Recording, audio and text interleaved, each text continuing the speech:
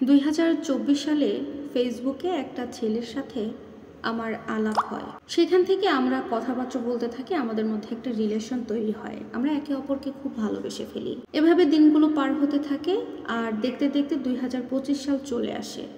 2025 সালে এসে বাবা মা আমাকে বিয়ে করার জন্য অনেক চাপ দেয়, কিন্তু তখন তাদেরকে জানা আমি এখন বিয়ে করতে প্রস্তুত নই, আমার আরও সময় লাগবে।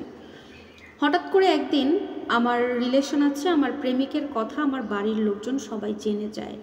আমার প্রেমিকের কথা জানার পর থেকে তারা সবাই আমাকে বিয়ে করার জন্য আরও বেশি জোর দিতে থাকে, কিন্তু আমার প্রেমিকের সাথে তারা কেউ আমাকে বিয়ে দিতে রাজি হয় না। তারা তাদের পছন্দের ছেলের সাথে বিয়ে করতে বলে আমাকে।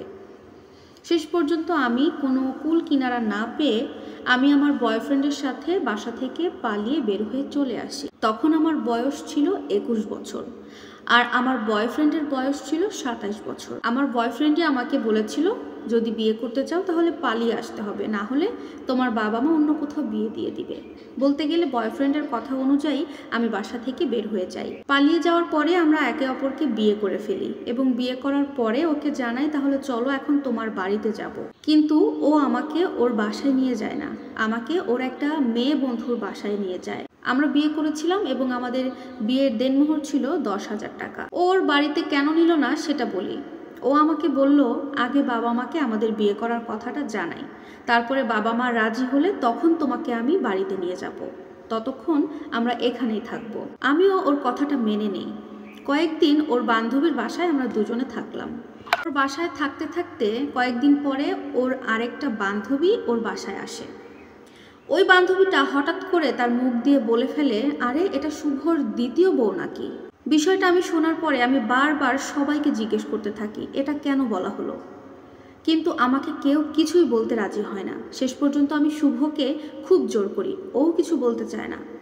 আমি অনেক কান্নাকাটি করার পরে জোর করার পরে বলতে রাজি হয়। ও আমাকে জানালো ও নাকি আমাকে অনেক ভালোবাসে, আমাকে ভালোবেসে বিয়ে করেছে, আমার জন্য সে তার আগের ওয়াইফকে ডিভোর্স করে দেবে।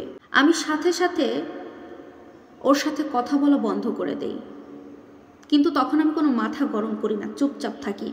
এরপরে সকালবেলা শুভ যখন কাজের জন্য বাইরে যায়, তখন আমি কাউকে কিছু না বলে সেখান থেকে গাড়িতে উঠে সোজা আমি আমার বাবা মায়ের বাড়িতে চলে আসি এবং বাবা মায়ের কাছে আমি সমস্ত ভুল স্বীকার করি। কিন্তু আমার বাবা মা ওই দিন আমাকে প্রচণ্ড মেরেছিল, আমাকে কোনো ফোন রাখতে দেয়নি, বাড়িতে উঠতে দিয়েছিল কিন্তু আমার হাতে থেকে ফোনটা কেড়ে নিয়েছিল। পরবর্তীতে আমি আমার ছোট ভাইকে দিয়ে আরেকটা নতুন ফোন কিনে নিয়ে আসাই। ছোট ভাইয়ের বয়স 18 এবং ফোনটা আমার মা বাবাকে লুকিয়ে আমি ব্যবহার করছি, যেটা আমার ছোট ভাই জানে। আমি যে পালিয়ে গিয়ে ওকে বিয়ে করেছিলাম এই কথাটা আমি বাড়িতে এসে এখনও জানাইনি, শুধু বাড়িতে জানে আমি পালিয়ে গিয়েছিলাম। আমি যে বিয়ে করেছি এই কথা এখনও জানে না। অন্যদিকে আমি শুভকে ডিভোর্সও করিনি। এখন আমি কি করব আমি কিছু বুঝে উঠতে পারছি না। শুভ আমাকে বলেছে ওর প্রথম বউকে ডিভোর্স করে দেবে, কিন্তু আমি তো কোনো বিবাহিত ছেলেকে চাইনি, কিংবা অন্য কোনো মেয়ের সংসারও ভাঙতে চাইনি। আবার আমি শুভকে অনেক ভালোবাসি। আমার এখন কি করা উচিত, কি করব আমি? যদি একটু পরামর্শ দিতে আপু আমার খুব উপকার হতো। আমি কোনো কুল কিনারা খুঁজে পাচ্ছি না, কোনো দিক আমি খুঁজে পাচ্ছি না। প্রিয় দর্শক, এই সত্য ঘটনাটি লিখে পাঠিয়েছেন চৈতি নামের একটি আপু। আপনারা পারলে একটু পরামর্শ দিয়ে যাবেন কমেন্টে, আপুটার কি করা উচিত। ভিডিওটি কেমন লাগলো সবাই জানাবেন। আল্লাহ হাফেজ।